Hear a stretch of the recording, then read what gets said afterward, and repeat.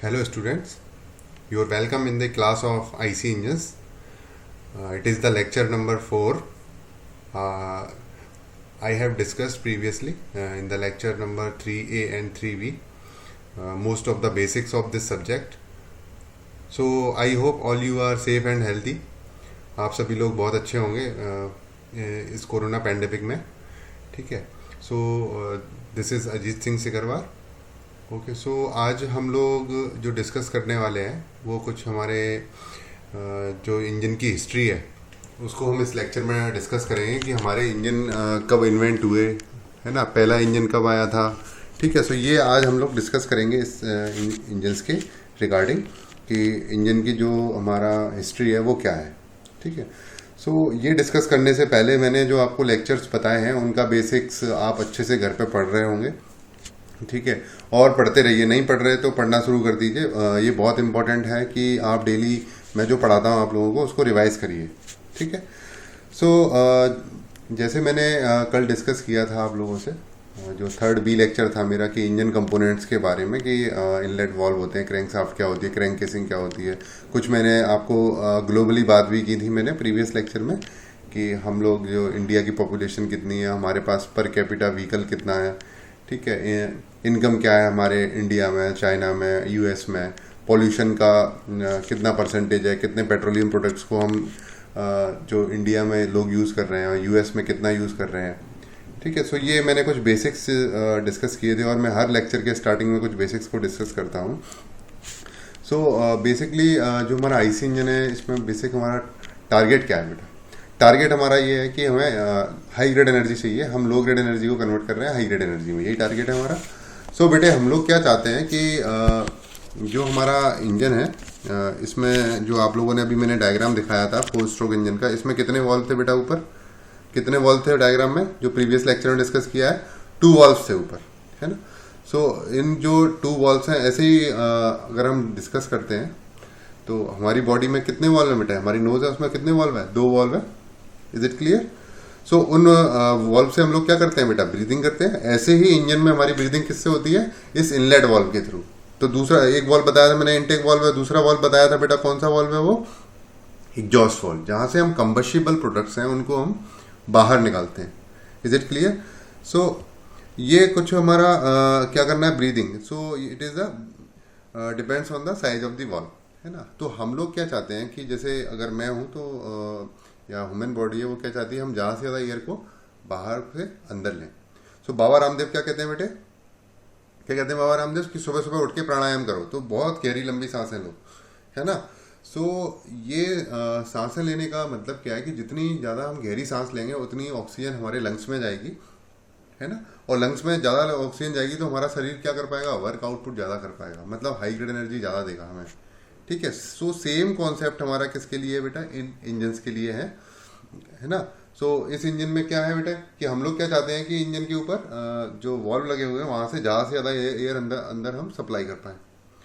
सो जितनी ज़्यादा एयर अंदर सप्लाई होगी उतना अच्छे से हमारा क्या होगा बेटा, ये हाइड्रोकार्बन्स बर्न होंगे.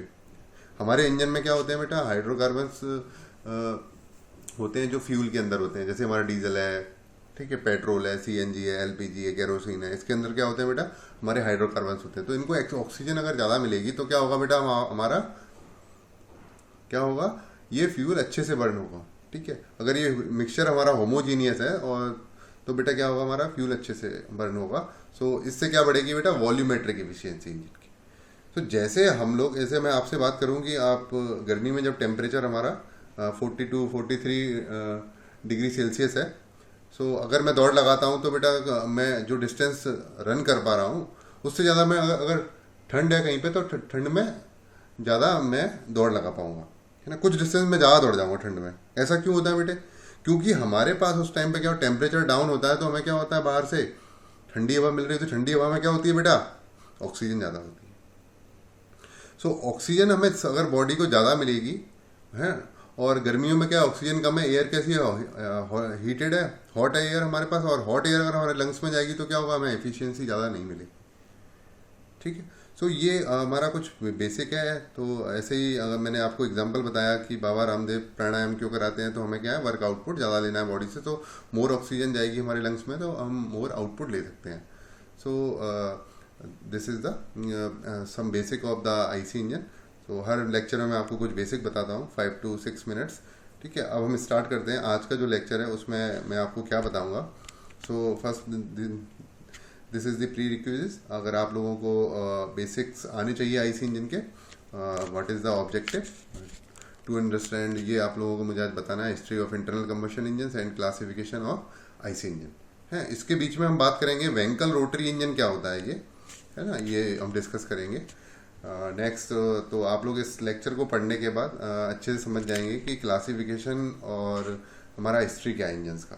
ठीक है, सो हम फर्स्ट स्लाइड पे देखते हैं जरा। आप देखिए सिरका लिखा हुआ है, ये सिरका का मतलब है अप्रोक्सीमेट डेट है ये, है ना। सो जो हमारा स्टार्टिंग हुई है आईसी इंजन को, जिसको हम बोलते हैं रूडिमेंट्री आईसीई। सो ये मतलब हमारा स्टार्टिंग टाइम है आईसी इंजन्स का। तो लेनॉयर थे, लेनॉयर ने हमारा जो इंजन बनाया था कंबशन 1860 में। सो इसमें क्या किया था हमने, जो कंबशन को बढ़ाया, टेम्परेचर बढ़ाया, तो गैस एक्सपेंड हुई। सो हमने जो गैस से एक्सपेंडिंग प्रोसेस है, गैस ने क्या किया, पिस्टन को मैकेनिकल एनर्जी मिली हमें। सो इसमें हमने क्या किया, फिर हमारा जो नेक्स्ट आया modified steam energy, no compression, operated at 10 cycle per minute, efficiency less than 5% because of low effective compression ratio, sold 500 of them. ठीक है, सो ये हमारे केवल 500 जो इंजन्स हैं सेल हुए। ठीक है ना।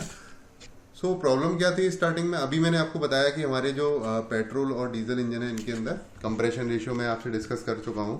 सो कंप्रेशन रेशियो कितना होता है हमारा, जो मैंने आपको लेक्चर 3B में बताया था। पेट्रोल के लिए हमारा 6 to 10, ठीक है, और डीजल के लिए ये 12 to 20। ठीक है, सो इसी तरह से मैंने आप लोगों से डिस्कस किया था पहले कि हमारा जो ईसी इंजन होते हैं, तो ईसी इंजन में क्या होता है, कंप्रेशन रेशियो बेटे क्या होता है, बहुत कम रहता है हमारा। इस पेट्रोल इंजन से भी कम रहता है, मे बी हो सकता है 2 और 3 रहता है, जिस वजह से हमें क्या मिलता है, वहाँ पावर आउटपुट कम मिलता है। ठीक है, और हमारे पावर प्लांट की एफिशिएंसी भी कितनी होती है, 15%, 16%, क्योंकि क्या स्टीम, जो थर्मल पावर प्लांट्स हैं वहाँ पे स्टीम जनरेट हो रही है। फिर देन स्टीम से क्या हो रहा है बेटा, हमारा हम वर्क डन ले रहे हैं टरबाइन पे, और टरबाइन को रोटेट करा रहे हैं।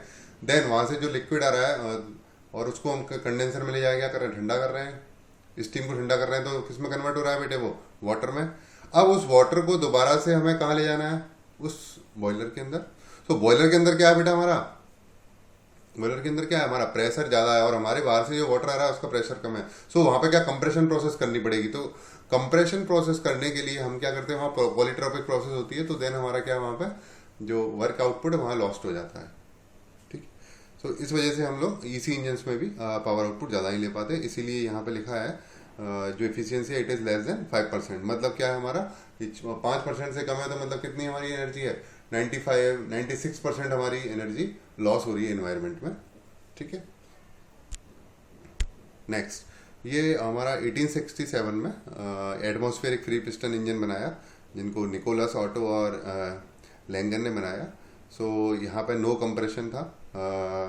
सो यहाँ पे जो use the inertia of heavy piston over expand the combustion gas to below atmosphere, thereby increasing the expansion ratio. ठीक है, सो यहाँ पे जो मैकेनिकल वर्क मिला वो हमें ग्रेविटेशनल पोटेंशियल एनर्जी के फॉर्म में मिला, जो पिस्टन पे मिली हमें। और हमने इसमें क्या क्या क्लचिंग सिस्टम लगाया टू डाउनवर्ड स्ट्रोक में हमें क्या करना है बेटा, क्लच दबा देना है। ठीक है, और हम फिर अपवर्ड स्ट्रोक में फिर हमें पावर मिल जाएगा। ठीक है, तो लिखा हुआ है and then extracted by clutching piston to fly wheel on downward stroke. ठीक है, and the larger expansion ratio, efficiency increase to 11%। अभी मैंने जो बताई थी 5% से, तो इसमें एफिशिएंसी इंक्रीज हो गई हमारी 11% तक पहुँच गई। सो इसको ऑपरेट किया गया बेटे कितने साइकिल्स में, 28 साइकिल्स पर minute. So it is used a flame igniter through a sliding window, sold 5000, dominated market for 10 years until introduction of the 4-stroke engine. ठीक है, नेक्स्ट हमारा 1876, जो सबसे इम्पोर्टेंट टर्म है, ये आपको याद रखना है हमेशा एग्जाम में, या लाइफ टाइम आपको याद रखना है कि हमारा पहला पेट्रोल इंजन कब आया, पहला 4 स्ट्रोक पेट्रोल इंजन कब आया बेटे। जो हमारा पहला 4 स्ट्रोक पेट्रोल इंजन आया वो कहाँ से आया, 1876 में आया। वो और किसने बनाया बेटा, ये हमारा जर्मन इंजीनियर थे निकोलस ऑटो, इन्होंने इसको डेवलप किया। ठीक है। नेक्स्ट अगर आपको याद रखना है कि हमारा 2 स्ट्रोक इंजन है, ये 2 स्ट्रोक इंजन हमारा 4 स्ट्रोक इंजन के बाद आया। तो ये कब आया बेटा, 1878 में। और किसने बनाया, डोगाल्ड क्लार्क ने। ये भी जर्मन इंजीनियर थे। इन्होंने 1878 में फिर 2 स्ट्रोक इंजन लॉन्च किया। स्ट्रोक मैंने आप लोगों को बता चुका हूँ, जो लीनियर डिस्टेंस है, पिस्टन ट्रेवल कर रहा है एक बार टॉप से लेके बॉटम पे आ जाएगा तो हम उसको 1 स्ट्रोक बोलेंगे। जो साइकिल है हमारी अगर वो 4 स्ट्रोक में कंप्लीट हो रही है तो हम 4 स्ट्रोक इंजन बोलते हैं। फिर 2 स्ट्रोक इंजन आया। फिर आफ्टर दैट हमारे पास इस टाइम में 1876, 78, 80, 82, 83, 84, 92 में जाके बेटा हमारे पास क्या मिला, हमें एक डीजल इंजन बनाया, एक फ्यूल लिया हमने और उस फ्यूल पर टेस्टिंग करी बहुत सारी, और उसके कुछ हमारे जो ऑटो इग्निशन टेम्परेचर है उस पर ये इंजन रन कर गया। उसको हमने क्या बोल दिया, उस फ्यूल का नाम भी इन साइंटिस्ट के नाम पे पड़ गया। ठीक है। जो फ्यूल बनाया जिसमें हाइड्रोकार्बन से चेन थी, वो उस फ्यूल की जो ऑटो इग्निशन टेम्परेचर था वो हमने सेट किया और इस इंजन में चला के देखा। तो जो साइंटिस्ट थे उनका नाम था रुडोल्फ डीजल। उनके नाम पे ही ये जो फ्यूल है इसका नाम डीजल पड़ गया। और जो इंजन आया वो हमारा बेटा क्या आया, CI 4 स्ट्रोक इंजन, और ये डीजल इंजन के नाम से आया। CI का मतलब है कंप्रेशन इग्निशन इंजन 4 स्ट्रोक। ठीक है। इसमें क्या था बेटा, मैंने जो 4 स्ट्रोक डीजल इंजन बताया कि भाई ओनली एयर इनटेक में जाएगी। ठीक है। इनटेक जब होगा इनलेट वाल्व से तो वहाँ पे ओनली एयर जाना है, और इसमें हाई प्रेशर होगा, हीट ज़्यादा होगी क्योंकि प्रेशर ज़्यादा है। ठीक है। ये कॉन्सेप्ट डेवलप किया जो कंपनी थी मैन, उसने diesel was in heavy depth and jumped of A ship. ठीक है। नेक्स्ट 1870s में फिर से हमारी जो पेट्रोलियम इंडस्ट्री है उसने ग्रोथ की, कुछ है ना, डेवलपमेंट हुए बहुत सारी पेट्रोलियम इंडस्ट्री में। हमारा 1900 में हमने स्पार्क प्लग लगा दिया और उसने बहुत सारी इग्निशन डिवाइसेस को हटा दिया। और जो कि स्पार्क प्लग हमारा बनाया था वो एडमंड बर्जर ने बनाया था 1839 में। जो हमारे एल्बर्ट चैंपियन जो उसके बहुत अच्छे सक्सेसफुल मैन्युफैक्चरर थे, तो हम बोलते हैं ना चैंपियन का वो लगाना है स्पार्क प्लग। ठीक है। इस तरह का आपने कुछ वर्ड सुने होंगे। चैंपियन का स्पार्क प्लग बहुत अच्छा आता था, जिन्होंने ये स्पार्क प्लग 1839 में बनाया था। 1920s में हमारा जो हमारा IC इंजन है वो ऑटोमोटिव पावर प्लांट में बहुत ज़्यादा यूज़ हुआ। ठीक है। Main reason for not using the steam engine for vehicles, so that too much water was needed. हमारे क्या है, स्टीम इंजन को हटा दिया गया क्योंकि वहाँ पर बहुत ज़्यादा वाटर सप्लाई हो रही थी और हमें बहुत कुछ वर्क करने पड़ रहे थे, इस वजह से हमने उसको हटा दिया और हमारा IC इंजन ने मार्केट को डोमिनेट किया। ठीक है। नेक्स्ट वन 1920s में हमने टेट्रा इथाइल लेड का यूज़ किया। अभी हम लेड फ्री हम बोलते हैं, लेड फ्री हमारी वो आती है, क्या बोलते हैं, पेट्रोल। ठीक है। लेड हमारा क्या प्रॉब्लम है मैं बताऊंगा आपको आगे जब फ्यूल पढ़ेंगे। तो TEL को हमने क्यों हटा दिया, है ना, लेड फ्री पेट्रोल क्यों बोलते हैं हम इसको, तो उससे हमारी कुछ प्रॉब्लम्स थी ह्यूमन बॉडी में, उसको लेने से कुछ प्रॉब्लम्स हो रही थी, इसलिए हमने TEL को हटा दिया। ठीक है। उसके बाद जो टेट्रा इथाइल लेड है इसको यूज़ किया हमने 1920s में। ठीक है। इसमें Thomas Midgley under the direction of Carl Kettering at GM General Motors found the compound to suppress knock after extensive search with leaded gasoline. Maximum compression ratio was raised from 5 to 9. ठीक है। इन्होंने जो compression ratio उसको increase कर दिया, 5 to 9 कर दिया। और जब हमारा कंप्रेशन रेशियो बढ़ता है तो हमारी थर्मल इफिशियंसी बढ़ जाती है, तो हमारी इफिशियंसी भी इंक्रीज इंजन की इंक्रीज हो गई। ठीक है। एंड आफ्टर दैट 1920 से लेकर 1960 तक स्टडी डेवलपमेंट हुए बहुत सारे, है ना, इसमें डेवलपमेंट चलते रहे इंजन्स में। 1960 में हमारा जो प्रॉब्लम आई वो हमें पर्टिकुलर पॉल्यूशन की प्रॉब्लम आई, क्योंकि इंजन सेल होने लगे, ऑटोमोबाइल्स हमारी बहुत सेल होने लगे, तो हमारा क्या वहाँ पॉल्यूशन का प्रॉब्लम क्रिएट हुआ। उस टाइम पे एक स्मोक मैकेनिज्म यूज़ किया, वो कि हैगन स्पिट ने किया। ठीक है बेटे। नेक्स्ट 1970s में एनर्जी क्राइसिस हुई बहुत। 1980s में हमारा ग्लोबल कंपटीशन बहुत हो गया। ठीक है। फिर 1980s में हमारे कैटालिटिक कन्वर्टर आ गए इस पोल्यूशन को कम करने के लिए, है ना। तो ये 3 वे कैटलिस्ट आए हमारे पास। ठीक, उसके बाद 1990s में तो हमारे पास जो था ग्रीन हाउस गैस का रिकॉग्निशन हुआ, हमें पता चला इसके बारे में। फिर 2000 में सस्टेनेबल ट्रांसपोर्टेशन की तरफ हमने मूव किया। ठीक है, सो ये हमारा पूरा हिस्ट्री था। तो इसमें आप लोगों को याद रखना है 1876, ठीक है, 1878 एंड 1892, ये तीन चीज़ मेन याद रखनी है, क्योंकि आप लोगों को देखें तो पहले हम क्या यूज़ कर रहे हैं बेटा, 4 स्ट्रोक पेट्रोल इंजन यूज़ कर रहे हैं मेनली, मैक्सिमम। हमने 2 स्ट्रोक इंजन यूज़ किया था, पर अब बनाना बंद कर दिया कंपनीज ने, क्योंकि मैं आपको उसको डिसएडवांटेजेस अभी आने वाले लेक्चर में बताऊंगा कि क्यों हटा दिया गया 2 स्ट्रोक इंजन।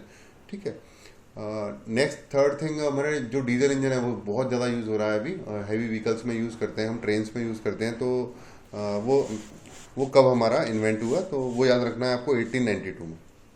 ठीक है, सो 1876 के 2 साल बाद हमारा ये आया बेटा, हमारा 2 स्ट्रोक इंजन, पेट्रोल इंजन आया 2 स्ट्रोक, क्योंकि डीजल नहीं था हमारे पास।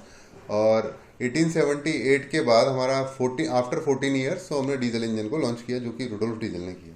ठीक है, so we now come to the next slide. It is classification of engines, or it is the next topic of this lecture. So first is the based on method of ignition. So हमने engines को classify किया है। सो पहला जो method है वो हमने engine को क्लासीफाई किया है based on the method of ignition. तो फर्स्ट आप देखेंगे स्पार्क इग्निशन। सो देखो इसमें लिखा हुआ है ऑल्सो कॉल्ड ऑटो इंजन। सो ऑटो इंजन क्यों बोलते हैं, क्योंकि जो निकोलस ऑटो थे उन्होंने हमारा 1876 में क्या बनाया बेटा, इंजन बनाया। सो उनके नाम पे ही वो इंजन का नाम पड़ गया, तो हमने उसको क्या बोला, ऑटो इंजन और ऑटो साइकिल। और उसके क्या अल्टरनेट नेम हो सकते हैं, गैसोलीन, और उसका अल्टरनेट क्या नाम हो सकता है, पेट्रोल इंजन। इसी तरह से हम आगे बढ़ते हैं। तो जो हमारा नेक्स्ट इंजन है वो है हमारा कंप्रेशन इग्निशन इंजन। सो इस इंजन को हम क्या बोलते हैं बेटा, डीजल इंजन। CI इंजन को हम क्या बोलते हैं, डीजल इंजन। सो ये किससे चलता है बेटा, हमारे कंप्रेशन से। Is it clear? कंप्रेशन का मतलब ये है कि जो हमारे पेट्रोल इंजन है, पेट्रोल इंजन में जो इग्निशन करेंगे वो हम बेटा किससे करेंगे, स्पार्क प्लग से। जो मैंने बताया चैंपियन ने स्पार्क प्लग बनाया, अभी प्रीवियस लेक्चर में दिखाया नहीं, प्रीवियस अभी से स्लाइड थी हमारी जिसमें आप लोग देख रहे थे। ये देखिए मैं आपको दिखाता हूँ,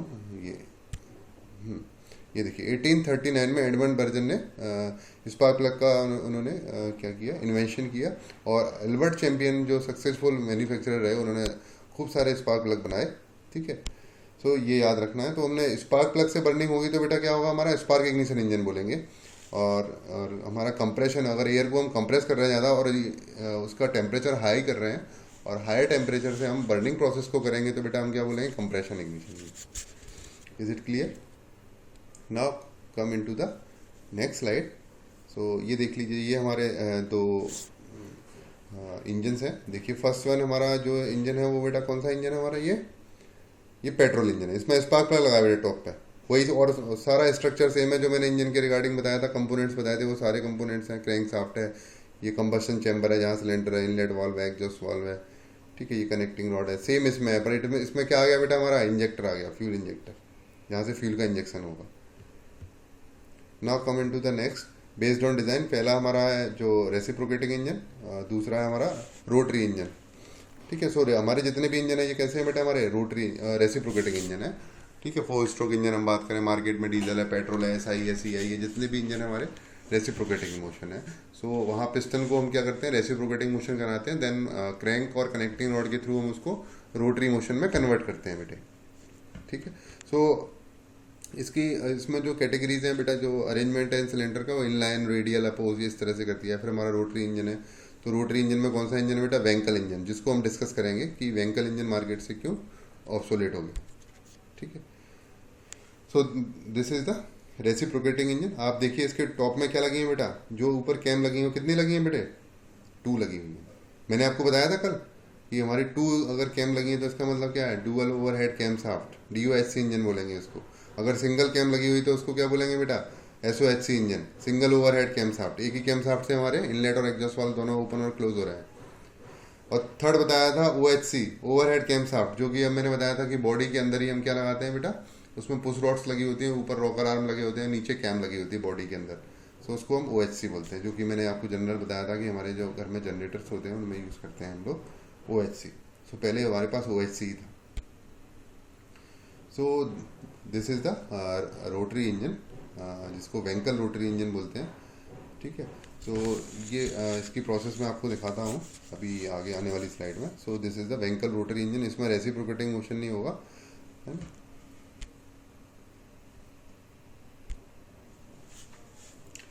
सो ये देखिए वेंकल रोटरी इंजन का कुछ डिटेल दिया हुआ है यहाँ पे।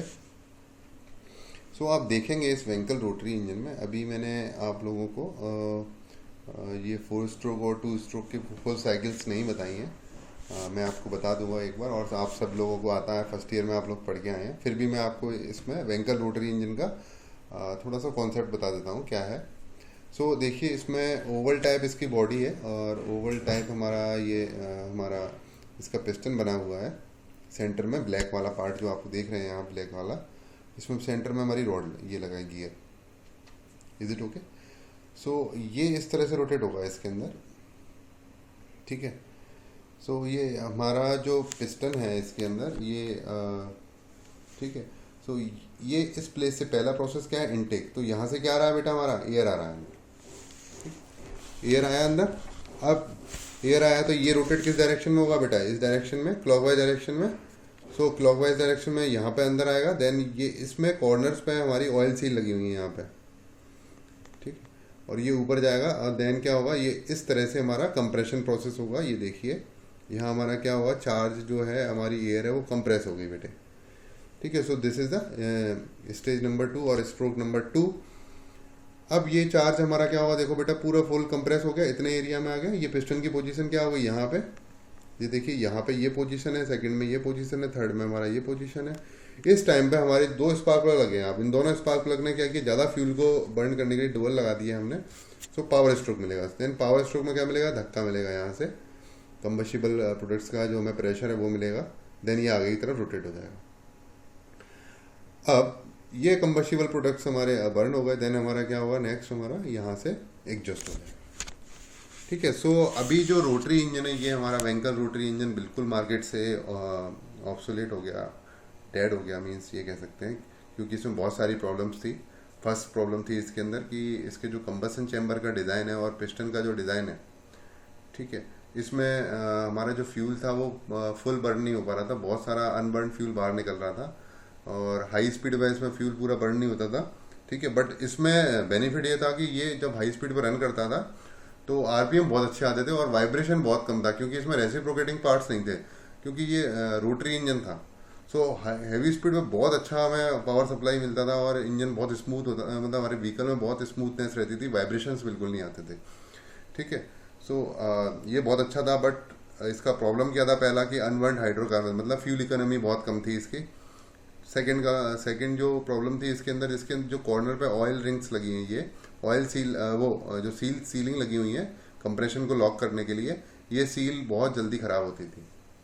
और इन सील्स को स्टेबल रखने के लिए हमने क्या, इसमें ऑयल को भी अंदर इंसर्ट कराना था इसमें अंदर। सो ऑयल अगर हमारे इस पेट्रोलियम प्रोडक्ट्स और हमारा जो चार्ज आ रहा है फ्रेश चार्ज साथ मिक्स होगा, तो यहाँ पे क्या मिलेगा, हमें बहुत सारा पोल्यूटेंट्स मिलेंगे और हमें स्मोक मिलेगा ज़्यादा। सो इस वजह से ये इंजन बिल्कुल मार्केट से ऑब्सोलेट कर दिया गया, बंद कर दिया गया, सक्सेस नहीं हुआ इंजन, ठीक है, ड्यू टू फ्यूल इकोनॉमी।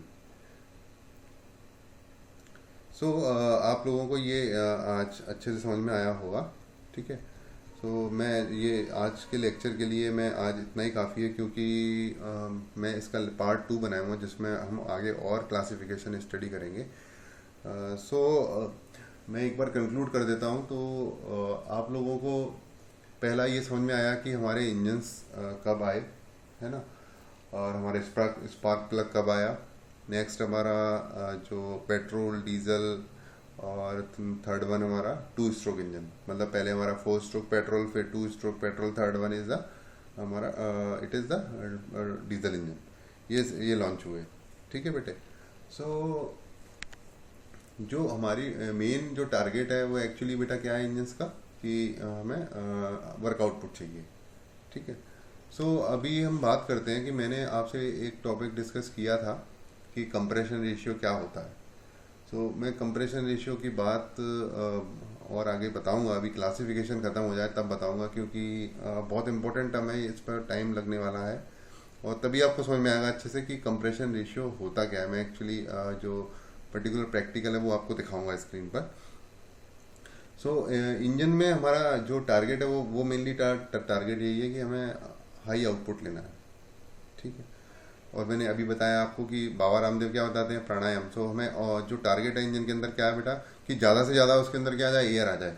जो मैंने बताया आप लोगों को कि 5 वॉट से लेके 1 लाख किलो वाट तक के हमारे इंजन हमें आते हैं, ठीक है। बड़े बड़े जो इंजन हैं जितने मैंने बताया कि जैसे ये 10⁵ किलो वाट का इंजन है।